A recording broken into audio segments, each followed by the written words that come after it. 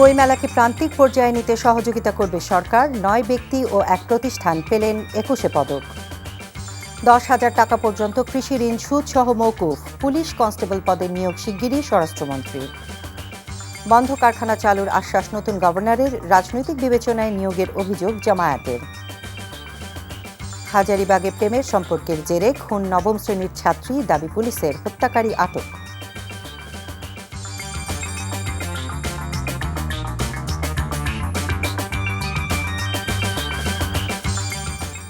আসসালামু আলাইকুম, ফারহানা জামান টিউলিপ স্বাগত জানাচ্ছি এনটিভির সন্ধ্যার খবরে। ক্রাউন সিমেন্ট শিরোনাম দেখছিলেন, এবারে নিয়ে যাচ্ছি পুরো খবরে। শুরু হয়েছে অমর একুশে বইমেলা।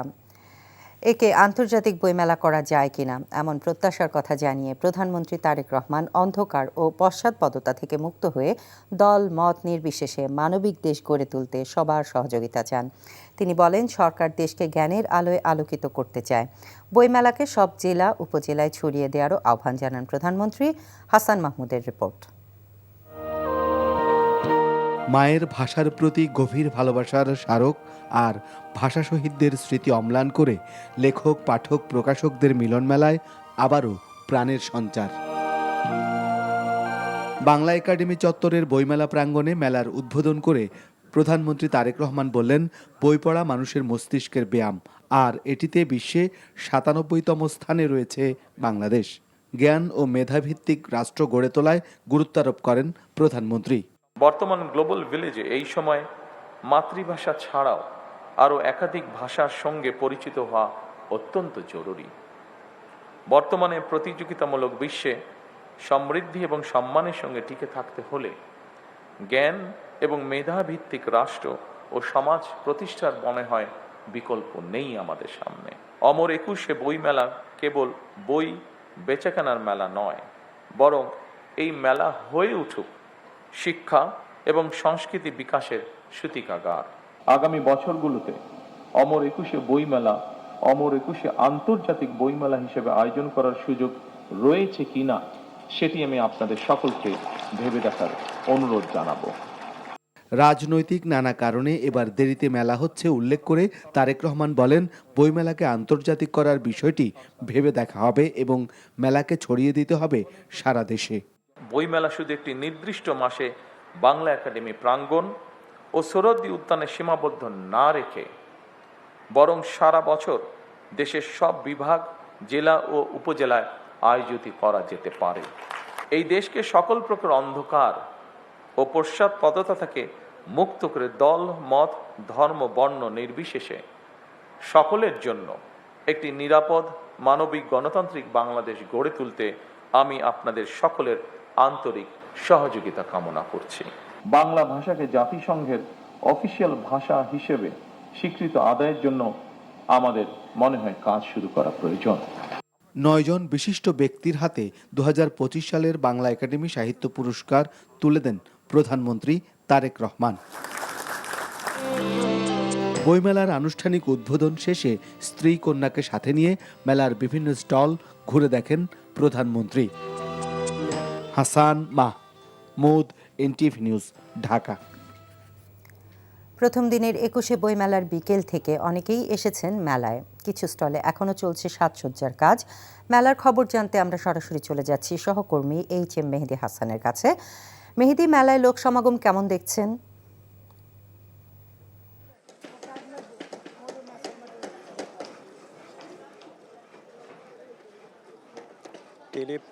আজকে বিকেলেই কিন্তু প্রধানমন্ত্রী তারেক রহমান উদ্বোধন করেছেন অমর একুশে বইমেলা, এবং তারপরেই উদ্বোধন শেষে তার যে পরিদর্শন, তারপরেই সর্বসাধারণের জন্য বইমেলা যে প্রাঙ্গণ সেটি খুলে দেওয়া হয়েছে। আপনি যেটি বলছিলেন সমাগমের কথা, প্রথম দিন সাধারণত বইমেলার উপস্থিতি একটু কম থাকে। আপনি দেখতে পাচ্ছেন এখনও সব স্টলের যেই কাজ পরিপূর্ণ করার সেটি কিন্তু এখনও সমাপ্ত হয়নি, এবং যেহেতু প্রকাশকদের মধ্যে অনৈক্য এবং মেলা বারবার পিছিয়েছে, সে কারণে মেলা হবে কি হবে না সেই সংখ্যাও প্রকাশকরা ছিলেন। তাই শেষ পর্যন্ত যখন সরকারে একটি সমঝোতা করেছে এবং ২৬শে ফেব্রুয়ারি, আজ বৃহস্পতিবার, এই দিনটাকে ধার্য করা গিয়েছে, তবে অনেক প্রকাশক শেষ সময়ে এসে যোগ দেয়াতে ঠিক ঠিকভাবে গুছিয়ে উঠতে পারেনি। তারপরও বড় বড় যে প্রকাশকগুলো রয়েছে তারা কিছুটা সামলে নিয়েছেন, তাদের অনেক বই তারা নিয়েছেন এবং এখনও দেখতে পাচ্ছেন যে এখানে অব্যবস্থাপনা রয়েছে প্রচুর, স্টলের যে কাজ সেগুলো এখনও বাকি রয়েছে, এখনও এখানে প্রচুর শব্দ হচ্ছে, কাজের যেই বিভিন্ন কাটাকাটি, বিভিন্ন পেরেকের যে শব্দ সবগুলোই এখানে দেখতে পাচ্ছেন। তো যার কারণে একটু অগোছালো এবং এখানে যে নোংরা হয়ে বিভিন্ন জিনিস পড়ে আছে সেই পরিষ্কারটাও এখনো হয়নি। অর্থাৎ বইমেলার যে সার্বিকভাবে আজকে প্রথম দিন, তবে সেই জায়গা থেকে খুব বেশি যে গুছিয়ে উঠবে সেটিও খুব বেশি প্রত্যাশিত না বরাবরের যে অভিজ্ঞতায়। তবে বইমেলার প্রথম দিনে রোজাকে উপলক্ষ করে ভাবা হয়েছিল যে উপস্থিতি কেমন আসবে, সেই জায়গা থেকে আমি প্রকাশকদের সাথে কথা বলেছি, স্টলে ঘুরে দেখেছি, তারা যেটি বলছেন সেটি স্বাভাবিক যে ইফতারের কিছুক্ষণ আগে একটু কমে গিয়েছিল, পরবর্তী ইফতার শেষে কিন্তু আবার পুনরায় পাঠকরা এসেছেন, এখন দরদাম করছেন, ঘুরে ঘুরে দেখছেন, ক্যাটালগ সংগ্রহ করছেন। আগামীকাল যেহেতু ছুটির দিন, আগামীকাল সকাল 11টায় কিন্তু শিশু উপহার শুরু হবে। তো তারপর থেকেই আরও উপস্থিতি বাড়বে, পাঠক, ক্রেতা এবং লেখক প্রকাশকদের সবার সম্মেলনে এই বইমেলা জমে উঠবে সেই প্রত্যাশা করছেন সবাই। টিউলিপ। জানছিলাম বইমেলার খবর। 21শে পদক বিতরণ অনুষ্ঠানে প্রধানমন্ত্রী তারেক রহমান বলেন, শিক্ষা, গবেষণা এবং সাহিত্য শিল্পকলাকে রাজনীতিকরণ কখনোই সভ্য সমাজের পরিচয় নয়। তিনি বলেন, রাষ্ট্র তার প্রয়োজনেই জ্ঞানী গুণীদের সম্মানিত করে, নয় বিশিষ্ট ব্যক্তি ও এক প্রতিষ্ঠানের হাতে 21শে পদক তুলে দেন প্রধানমন্ত্রী। হাসান মাহমুদের আরেকটি রিপোর্ট। বায়ান্নের ভাষা আন্দোলনের চেতনা সংরক্ষণ, শিল্প সংস্কৃতির বিকাশকে সামনে রেখে বিশেষ অবদানের স্বীকৃতি 21শে পদকে সম্মানিত করা হয়েছে 9 জন বিশিষ্ট ব্যক্তি ও এক প্রতিষ্ঠানকে। রাজধানীর ওসমানী মিলনায়তনের অনুষ্ঠানে পদক তুলে দেন প্রধানমন্ত্রী তারেক রহমান। এবার চলচ্চিত্রে ফরিদা আক্তার ববিতা, চারুকলায় অধ্যাপক মোহাম্মদ আব্দুস সাত্তার, স্থাপত্যে মেরিনা তাবাসসুম, সঙ্গীতে আইয়ুব বাচ্চু, নৃত্যে অর্থী আহমেদ, নাট্যকলায় ইসলাম উদ্দিন পালাকার, সাংবাদিকতায় শফিক রেহমান, শিক্ষায় অধ্যাপক ডক্টর মাহবুবুল আলম মজুমদার ও ভাস্কর্যে তেজস হালদার যশ এবং প্রতিষ্ঠান হিসেবে ব্যান্ড সঙ্গীতের দল ওয়ারফেজ এবারের 21শে পুরস্কার পেয়েছে। এ সময় প্রধানমন্ত্রী বলেন, জ্ঞান বিজ্ঞানের সব শাখায় দেশ যাতে এগিয়ে যেতে পারে, গণতান্ত্রিক সরকার সে বিষয়ে কাজ করবে। দেশের বিজ্ঞজনদের দিক নির্দেশনাও প্রত্যাশা করেন তারেক রহমান। শিক্ষা, সাহিত্য, শিল্পকলা, বিজ্ঞান ও প্রযুক্তি অর্থাৎ জ্ঞান বিজ্ঞানে সব শাখায় যাতে দেশ এগিয়ে যেতে পারে, নৈতিক মানসম্পন্ন তেমন একটি উদার গণতান্ত্রিক রাষ্ট্র ব্যবস্থা প্রতিষ্ঠার লক্ষ্যে বর্তমান গণতান্ত্রিক সরকার অবশ্যই কাজ করবে। প্রধানমন্ত্রী বলেন, 21 হচ্ছে জালেমের বিরুদ্ধে অধিকার প্রতিষ্ঠার আন্দোলন। ভাষা সংগ্রামীদের স্মরণ করে তারেক রহমান বলেন, জ্ঞান বিজ্ঞান ও সাহিত্যের ধারা আরও বিকশিত হোক। আমাদের সংস্কৃতি চেতনার প্রাণ প্রবাহ 21শে ফেব্রুয়ারি। শিক্ষা, গবেষণা এবং শিল্প সাহিত্যের চর্চাকে আরো বেগবান করতে রাষ্ট্র এবং সরকার তার দায়িত্ব অবশ্যই পালন করবে। এর আগে সচিবালয় থেকে হেঁটে ওসমানী মিলনায়তনে যান প্রধানমন্ত্রী তারেক রহমান। Hasan Mahmud, NTV news, Dhaka. পুলিশে 10,000 কনস্টেবল এবং 180 জন সার্জেন্ট শিগগিরই নিয়োগ দেওয়া হবে বলে জানিয়েছেন স্বরাষ্ট্রমন্ত্রী সালাউদ্দিন আহমেদ। অন্যদিকে সড়ক, রেল ও নৌমন্ত্রী শেখ রবিউল আলম বলেছেন, ঈদ মৌসুমে কোথাও চাঁদাবাজি হলে কঠোর ব্যবস্থা নেওয়া হবে। আর বিদ্যুৎ ও জ্বালানি মন্ত্রী ইকবাল হাসান মাহমুদ বলেছেন, বিপুল ঋণ থাকা সত্ত্বেও বিদ্যুতের দাম বাড়াবে না সরকার। রিপোর্ট শফি মাহমুদ সাগরের। সচিবালয়ে নৌ পরিবহন মন্ত্রণালয়ের সভাকক্ষে আসন্ন পবিত্র ঈদ উল ফিতরে নৌপথে ঘরমুখী মানুষের নিরাপদ, সুশৃঙ্খল ও নির্বিঘ্ন যাতায়াত নিশ্চিতে সভা আয়োজিত হয়। বৈঠক শেষে সড়ক পরিবহন ও সেতু এবং রেলমন্ত্রী শেখ রবিউল আলম বলেন, নৌ দুর্ঘটনা প্রতিরোধে আগামী 16 থেকে 25 মার্চ পর্যন্ত দিনরাত সার্বক্ষণিক বালুবাহী বাল্কহেড ও ডিঙ্গি নৌকা চলাচল সম্পূর্ণ বন্ধ থাকবে। বাড়তি ভাড়া এবং চাঁদাবাজির বিরুদ্ধেও নেওয়া হবে কঠোর ব্যবস্থা। নিরাপত্তার জন্য কোস্টগার্ড আছে, নৌ পুলিশ আছে, তারা তদারকি করবে। আমি বুঝাতে চেয়েছি, চাঁদা এবং চাঁদাবাজি দুটি জিনিস পার্থক্য আছে। চাঁদাটা কোনো সময় শ্রমিক এবং মালিকদের স্বার্থে তারাই নির্ধারণ করে মানে আমি বুঝাচ্ছি সমঝোতা। করে তারা তাদের কল্যাণে কালেক্ট করে তাদের মতো ব্যয় করে, তাদের যে প্রক্রিয়া আছে সেটা তারা অনুসরণ করে। আর সেটা একটা কোনো জায়গায় এটাকে চাঁদাবাজি বলাটা কঠিন। চাঁদাবাজি আমি বলতেছি চাঁদাবাজি হচ্ছে সেইটি যেটি মানুষকে বাধ্য করে জোর করে নেওয়া হয়। এদিকে নিজ মন্ত্রণালয়ের সামনে সাংবাদিকদের ব্রিফ করেন স্বরাষ্ট্রমন্ত্রী সালাউদ্দিন আহমদ। জানান, পুলিশে নতুন করে 180 জন সার্জেন্ট নিয়োগে প্রয়োজনীয় ব্যবস্থা গ্রহণের নির্দেশ দেওয়া হয়েছে। এছাড়া অর্থ মন্ত্রণালয়ের ছাড়পত্র পাওয়া সাপেক্ষে 10,000 কনস্টেবল নিয়োগ দেওয়া হবে বলেও জানান তিনি। আজকে 180 জন পুলিশ সার্জেন্ট নিয়োগের জন্য আমরা নির্দেশ দিয়েছি। সেগুলো আগের শূন্য পদ, সেটা খুব শিগগিরই নিয়োগ করা হবে। আমরা প্ল্যান করতেছি আরো 10,000 নতুন কনস্টেবল নিয়োগ করা হবে। অন্যদিকে বিদ্যুৎ, জ্বালানি ও খনিজ সম্পদ মন্ত্রী ইকবাল হাসান মাহমুদ টুকু বলেছেন, বিদ্যুৎ ও জ্বালানি খাতের বিশৃঙ্খল অবস্থা দূর করতে সময় প্রয়োজন।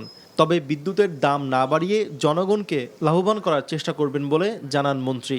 ওদের সময় তো শুরু হয়েছে, ওদের সময় তো শুরু হয়েছে। It's very easy to ask question to a man who has come for 7 days। Okay, হ্যাঁ, অবশ্যই আমরা প্ল্যান করতেছি। Shafi Mahmud Sagar, NTV news, Dhaka. বিএনপি নির্বাচনী ইশতেহারের প্রতিশ্রুতি অনুযায়ী 10,000 টাকা পর্যন্ত কৃষি ঋণ মওকুফ করার সিদ্ধান্ত নিয়েছে সরকার। সচিবালয়ে মন্ত্রিসভার বৈঠকে এই সিদ্ধান্ত হয়। প্রধানমন্ত্রী তারেক রহমানের সভাপতিত্বে মন্ত্রিসভার প্রথম বৈঠক অনুষ্ঠিত হয়। জনগণের প্রত্যাশা পূরণে মন্ত্রীদের দ্রুত কার্যকর পদক্ষেপ নেওয়ার নির্দেশ দেন প্রধানমন্ত্রী। সভায় দেশের আইন শৃঙ্খলা পরিস্থিতি, দ্রব্যমূল্য নিয়ন্ত্রণ এবং প্রশাসনিক সংস্কার সহ বেশ কিছু নীতি নির্ধারণী বিষয়ে আলোচনা ও সিদ্ধান্ত হয়। পরে মন্ত্রিপরিষদ সচিব জানান, সরকার প্রতিশ্রুতি অনুযায়ী শস্য, ফসল, মৎস্য ও পশুপালন খাতে 10,000 টাকা পর্যন্ত কৃষি ঋণ সুদসহ মওকুফের সিদ্ধান্ত নিয়েছে।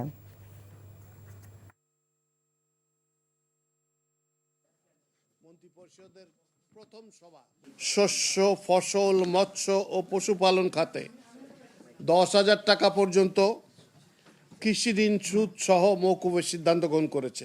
বাংলাদেশ ব্যাংকের তথ্য মতে সরকারি, বাণিজ্যিক ও বিশেষায়িত ব্যাংক সমূহ এবং বেসরকারি বাণিজ্যিক ব্যাংক সমূহে 25 ফেব্রুয়ারি 2026 পর্যন্ত সুদ সহ কৃষকদের নিকট পাওনা রয়েছে প্রায় 1,550 কোটি টাকা, যা এই মওকুফের আওতাভুক্ত হবে।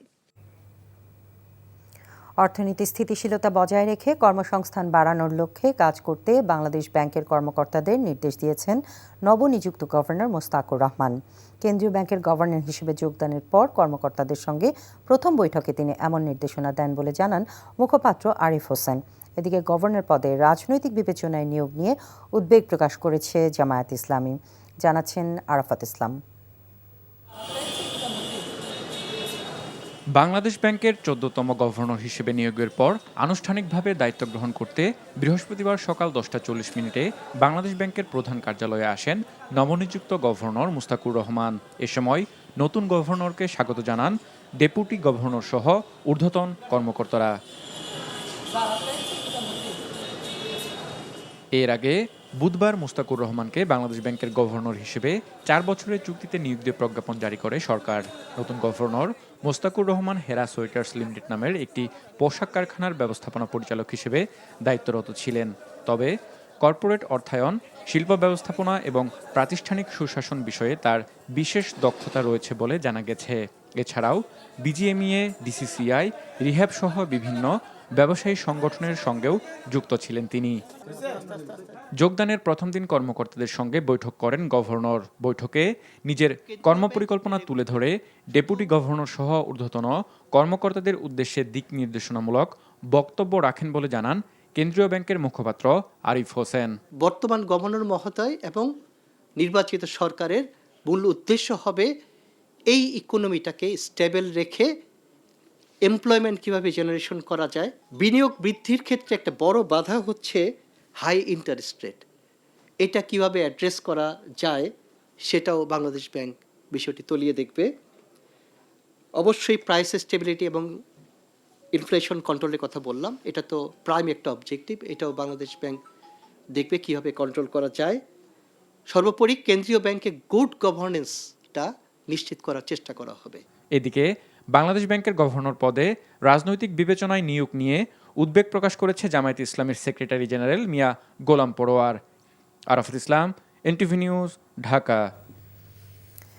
রাজধানীর হাজারীবাগে স্কুল ছাত্রী শারমিন বিনতি খুনের পেছনে পুলিশ প্রেমের সম্পর্ক বললেও স্বজনরা বলছে ভিন্ন কথা। তাদের অভিযোগ, দীর্ঘদিন ধরে বিনতিকে উত্ত্যক্ত করত সিয়াম। এদিকে সচিবালয়ের এক কর্মকর্তার ছেলেকে অপহরণে জড়িত অভিযোগে 4 জনকে গ্রেফতার করেছে পুলিশ। বিস্তারিত জানাচ্ছেন আবির আহমেদ। হাজারীবাগের একটি গলি দিয়ে হাঁটছিলেন সিয়াম ও শারমিন বিনতি। দুজনের কথোপকথনের এক পর্যায়ে বিনতিকে ছুরিকাঘাত করে সিয়াম। কুপিয়ে ক্ষতবিক্ষত করা হয়। আশেপাশে অনেক লোকজন থাকলেও এগিয়ে আসেনি কেউ। কিছু সময় পর রক্তমাখা ছুরি হাতে উদ্ভ্রান্ত অবস্থায় দেখা যায় সিয়ামকে। আহত বিনতিকে দ্রুত হাসপাতালে নেওয়া হলে ডাক্তার তাকে মৃত ঘোষণা করে। পরিবারের দাবি, দীর্ঘদিন ধরে তার মেয়ে বিনতিকে উত্ত্যক্ত করছিল সিয়াম। তবে পুলিশ জানায় তাদের মধ্যে প্রেমের সম্পর্ক ছিল। সম্প্রতি দুজনের যোগাযোগ দূরত্ব তৈরি হলে সিয়ামের মনে সৃষ্ট সন্দেহ থেকেই পরিকল্পিতভাবে এই হত্যাকাণ্ড। প্ল্যান ছিল আসলে মানে তাকে করবে, মেরে ফেলবে, এটাকে প্ল্যান ছিল। তার মাঝখানে হয়তো সে মনে করতেছিল কথা বলি, দেখি যদি মনে হয় যে না আর যে ছেলেটার সাথে তার সম্পর্ক মানে মনে হচ্ছে সে সন্দেহ করতেছিল, এটা যদি সে ক্লিয়ার হয় বা সে কনভিন্সড হয় তাহলে হয়তো কোনো কিছু করবে না। সে মনে করছে যে আমাকে আর পাত্তা দিচ্ছে না বা আমার সাথে আর থাকবে না, তখনই কিন্তু সেই ফাইনাল ডিসিশনটা নিয়ে নেয়। এদিকে মঙ্গলবার সচিবালয়ে এক কর্মকর্তার ছেলের অপহরণের ঘটনায় মূল হোতাসহ 4 জনকে গ্রেফতার করা হয়েছে। সিসিটিভি ফুটেজ দেখে তাদের শনাক্ত করা হয় জানিয়ে পুলিশ বলছে 10 থেকে 12 জনের একটি চক্র প্রলোভন দেখিয়ে অপহরণ করে। এই 4 জনের মধ্যে একজন আছে তানভীর আহমেদ ওরফে ফাইন, ইফাত ইয়ামিন লিখন 23 বছর, হাসান আল বান্না ওরফে হাসান, ওর বয়স 20, আর মুস্তাকির রহমান ওরফে কুঞ্জ, ওর বয়স 21। মানে 20 থেকে 22-23-এর মধ্যেই এদের বয়স। এবং এরা কিন্তু খুবই দুর্ধর্ষ একটা টিম। এদের যতগুলো যে ভিডিওগুলো আমরা পেয়েছি তাদের মোবাইলে মানে ধরার পরে, এগুলো দেখলে আসলে আমরা সবাই আজকে ওঠার মতো আর কি। অন্যদিকে ধানমন্ডি এলাকায় অটোরিকশা চুরি চক্র সন্দেহে 5 জনকে আটক করেছে পুলিশ। উদ্ধার করেছে 6টি অটোরিকশা। যাত্রী সেজে ও খাবারের সঙ্গে ঘুমের ওষুধ মিশিয়ে চুরি করত চক্রটি। আবির আহমেদ, এনটিভি নিউজ, ঢাকা। ত্রয়োদশ সংসদ নির্বাচনে 3টি আসনে কারচুপির অভিযোগ তুলে হাইকোর্টে আবেদন করেছে বাংলাদেশ জামায়াতে ইসলামী। আসনগুলো হলো ঢাকা 6, 7 ও গাইবান্ধা 4। বৃহস্পতিবার এই আবেদনের পর এই 3 আসনের সব ব্যালট পেপার, রেজাল্ট শিট সহ সব নথি হাইকোর্টের হেফাজতে নেওয়ার নির্দেশনা দিয়েছে নির্বাচনী ট্রাইব্যুনাল। এর আগে গত 19 ফেব্রুয়ারি গণপ্রতিনিধিত্ব অধ্যাদেশের 49 ধারা অনুযায়ী নির্বাচনী অনিয়মের বিরুদ্ধে নির্বাচনী আবেদনপত্র শুনানির জন্য হাইকোর্টে নির্বাচনী ট্রাইব্যুনাল গঠন করা হয়। এরপর একই দিন এই সংক্রান্ত বিজ্ঞপ্তিও জারি করা হয়। বিচারপতি মোহাম্মদ জাকির হোসেনের নেতৃত্বে একক বেঞ্চ এসব আবেদনের উপর শুনানি গ্রহণ করবেন। দুর্নীতি মামলায় পলাতক আসামি শেখ রেহানার মেয়ে টিউলিপ রিজওয়ান সিদ্দিককে গ্রেফতারে ইন্টারপোলের মাধ্যমে রেড নোটিশ জারির নির্দেশ দিয়েছেন আদালত। কোনো অর্থ পরিশোধ না করে ক্ষমতার অপব্যবহার করে ইস্টার্ন হাউজিংয়ের কাছ থেকে অবৈধভাবে নিজের নামে ফ্ল্যাট নেওয়ার অভিযোগে মামলা করে দুর্নীতি দমন কমিশন। নিজের খালা প্রধানমন্ত্রী থাকার কারণে ইস্টার্ন হাউজিংকে বিশেষ সুবিধা দেন টিউলিপ সিদ্দিক। এই অভিযোগ প্রমাণ হওয়ায় টিউলিপ সিদ্দিককে সাজা দেন আদালত, কিন্তু রায় ঘোষণার আগেই টিউলিপ সিদ্দিক পলাতক থাকায় তার বিরুদ্ধে গ্রেফতারি পরোয়ানা জারি করে আদালত। বিকেলে পালিয়ে থাকায় টিউলিপ সিদ্দিককে গ্রেফতারে ইন্টারপোলের সহায়তা চান দুদক কর্মকর্তারা। তার আবেদনের প্রেক্ষিতে ঢাকা মহানগর দায়রা জাজ আদালতের বিচারক সাব্বির ফয়েজ ইন্টারপোলের মাধ্যমে রেড নোটিশ জারির নির্দেশ দিয়েছেন। আন্তর্জাতিক অপরাধ ট্রাইব্যুনালের প্রসিকিউটরদের দ্বন্দ্ব বিচার প্রক্রিয়াকে বাধাগ্রস্ত করবে না বলে জানিয়েছেন চিফ প্রসিকিউটর আমিনুল ইসলাম। সকালে তিনি একথা জানান। এদিকে 1971 সালে মানবতাবিরোধী অপরাধের মামলায় বাগেরহাটের খান আকরামকে আমৃত্যু কারাদণ্ড থেকে খালাস দিয়েছে আপিল বিভাগ। প্রধান বিচারপতির নেতৃত্বাধীন আপিল বিভাগ খান আকরামের আপিল মঞ্জুর করে এই রায় দেন। এ সময় খান আকরামের দ্রুত মুক্তির আবেদন করা হলে আপিল বিভাগ বলেন আগামী সপ্তাহের মধ্যে তারা সংক্ষিপ্ত রায়ে সই করে দেবেন। মুক্তিযুদ্ধে মানবতাবিরোধী অপরাধের অভিযোগে করা মামলায় সিরাজ মাস্টারকে মৃত্যুদণ্ড এবং খান আকরামকে আমৃত্যু কারাদণ্ড দিয়েছিল আন্তর্জাতিক অপরাধ ট্রাইব্যুনাল। এই রায়ের বিরুদ্ধে রিভিউ করা হবে বলে জানিয়েছেন চিফ প্রসিকিউটর।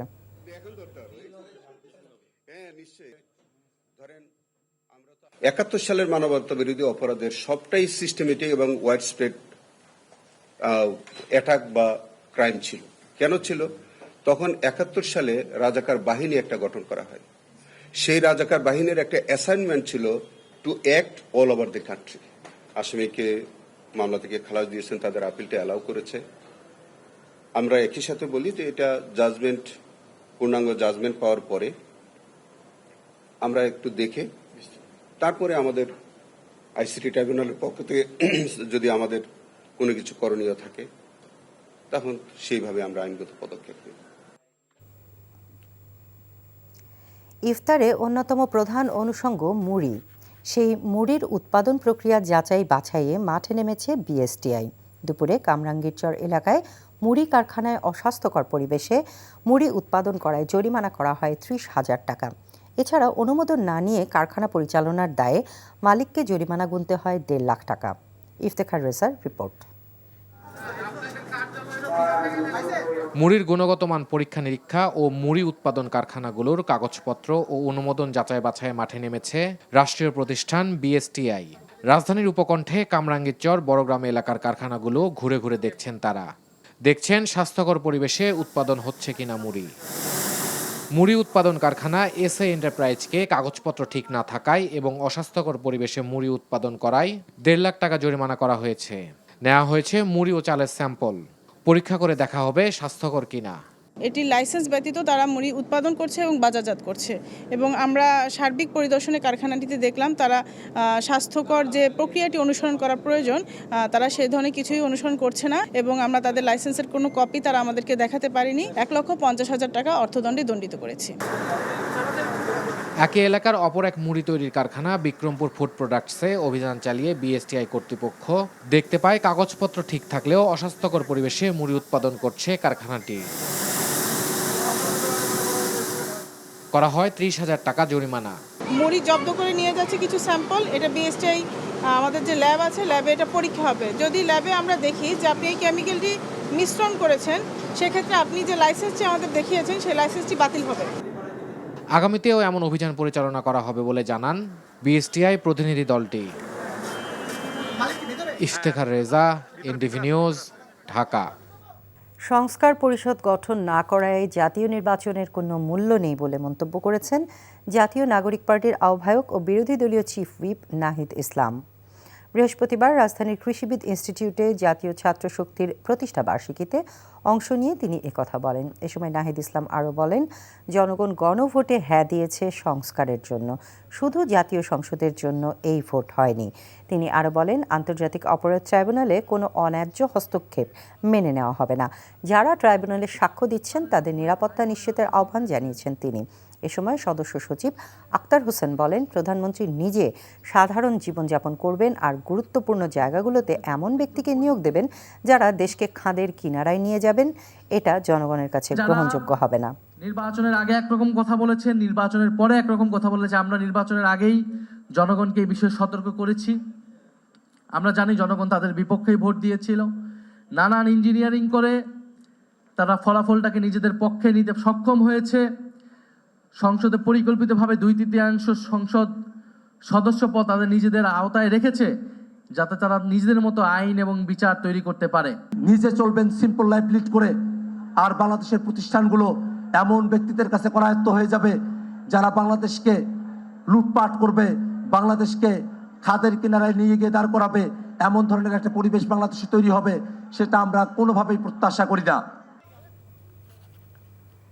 রমজানের শুরু থেকেই পানির জন্য হাহাকার মিরপুরের পূর্ব মণিপুরে। বছরের প্রায় 6 মাসই পানিহীন অবস্থায় কাটাতে হয় বলে অভিযোগ এলাকাটির বাসিন্দাদের। তারা জানায়, ওয়াসার লাইনে পানি না থাকায় বাধ্য হয়ে প্রতিদিন 400 টাকা খরচ করে ওয়াসার গাড়ি থেকে পানি কিনতে হয় তাদের।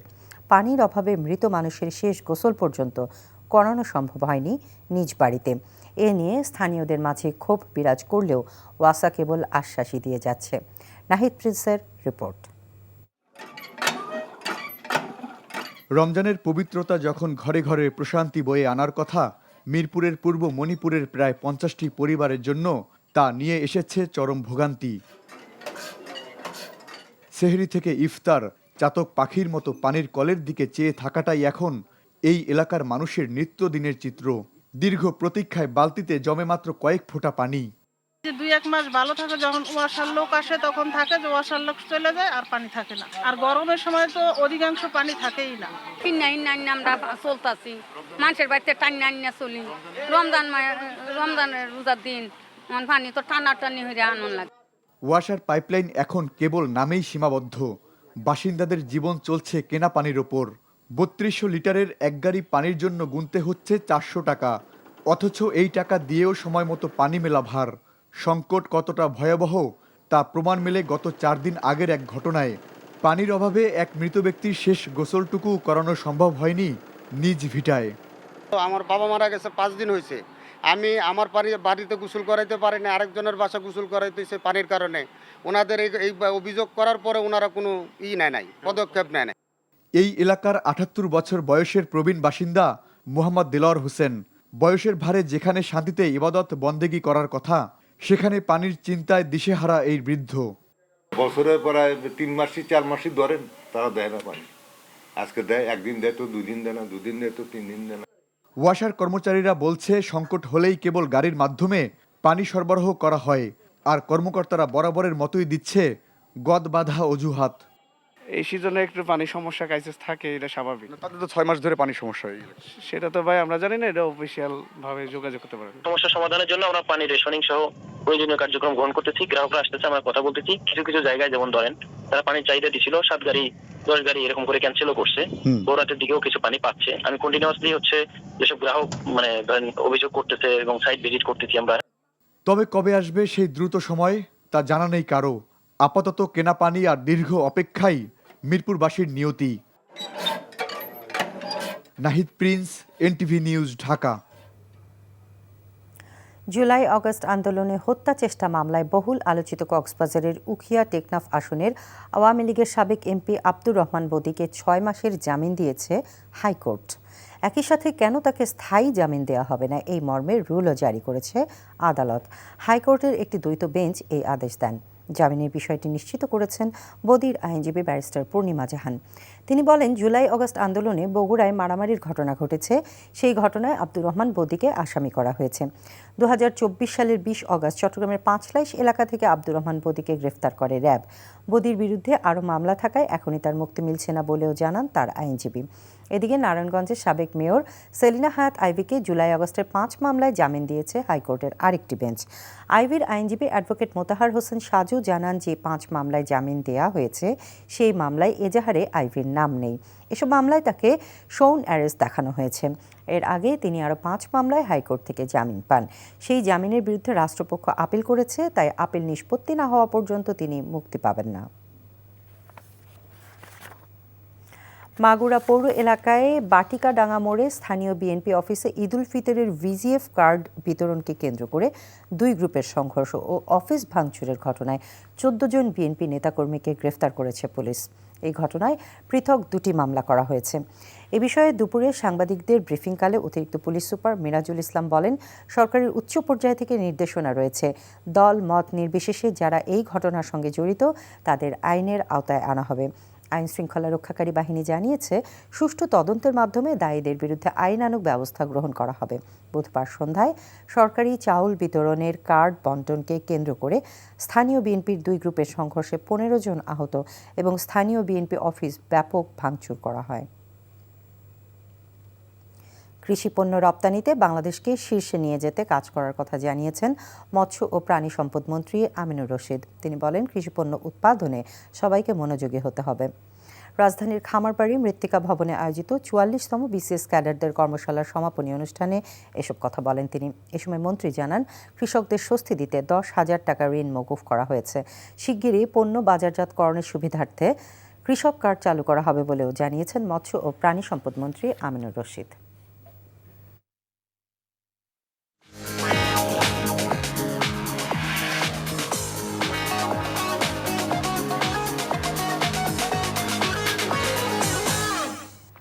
মার্কেন্টাইল ব্যাংক অর্থনীতির খবর। অনলাইনে আয়কর রিটার্ন দাখিলের সময়সীমা আরও 1 মাস বাড়ানোর উদ্যোগ নিয়েছে জাতীয় রাজস্ব বোর্ড। আগামী 31শে মার্চ পর্যন্ত সময় বাড়ানোর সুপারিশ অর্থ মন্ত্রণালয়ে পাঠানো হয়। পরে বৃহস্পতিবার এই সংক্রান্ত আদেশ জারি করা হয়। এ নিয়ে চতুর্থ দফায় বাড়ানো হলো আয়কর রিটার্ন জমার সময়। এর আগে তৃতীয় দফায় সময়সীমা বাড়িয়ে নির্ধারণ করা হয় 28 ফেব্রুয়ারি পর্যন্ত, দ্বিতীয় দফায় 31 জানুয়ারি এবং প্রথম দফায় বাড়ানো হয়েছিল ডিসেম্বর পর্যন্ত। এর আগে আয়কর আইনের রিটার্ন জমা নির্ধারিত শেষ সময় ছিল 30 নভেম্বর। খবর শেষ করছি, যাবার আগে ক্রাউন সিমেন্ট শিরোনামগুলো আরেকবার। বইমেলাকে প্রান্তিক পর্যায়ে নিতে সহযোগিতা করবে সরকার। 9 ব্যক্তি ও 1 প্রতিষ্ঠান পেলেন 21 পদক। 10,000 টাকা পর্যন্ত কৃষি ঋণ সুদসহ মওকুফ। পুলিশ কনস্টেবল পদে শীঘ্রই নিয়োগ, স্বরাষ্ট্রমন্ত্রী। বন্ধ কারখানা চালুর আশ্বাস নতুন গভর্নরের। রাজনৈতিক বিবেচনায় নিয়োগের অভিযোগ জামায়াতের। হাজারীবাগে প্রেমের সম্পর্কের জেরে খুন 9ম শ্রেণীর ছাত্রী, দাবি পুলিশের, হত্যাকারী আটক। এই ছিল সন্ধ্যার খবরে। এই খবরের ভিডিও সহ আপডেট জানতে ভিজিট করুন এনটিভি অনলাইন www.ntvbd.com। এছাড়াও এনটিভির জনপ্রিয় সব অনুষ্ঠান ও খবরের আপডেট জানতে ভিজিট করুন আমাদের ইউটিউব ও ভেরিফাইড ফেসবুক পেজে। রাত 10:30টায় রাতের খবর দেখার আমন্ত্রণ রইল। ধন্যবাদ সবাইকে।